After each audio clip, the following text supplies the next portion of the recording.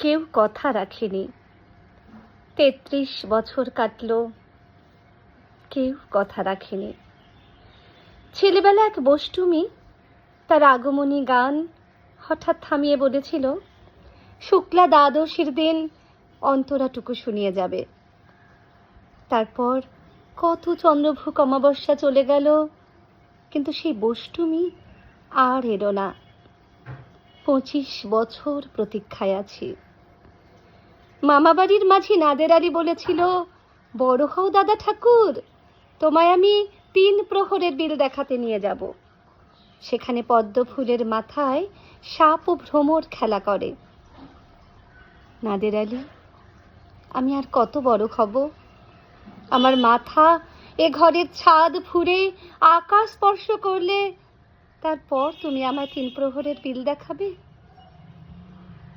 একটাও রয়্যাল গোলে কিনতে পারিনি কখনো। লাঠি লজেন্স দেখিয়ে দেখিয়ে চুষেছে লস্কর বাড়ির ছেলেরা।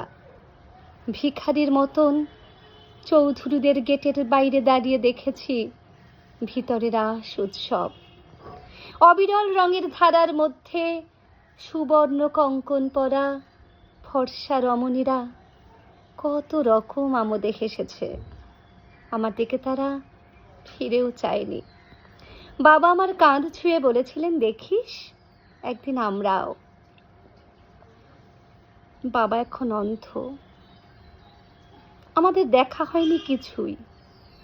সে রয়্যালগুলি, সে লাঠি লজেন্স, সে রাস উৎসব আমায় কেউ ফিরিয়ে দেবে না। বুকের মধ্যে সুগন্ধি রুমাল রেখে বরুণা বলেছিল, যেদিন আমায় সত্যিকারের ভালোবাসবে সেদিন আমার বুকেও এরকম আতরের গন্ধ হবে।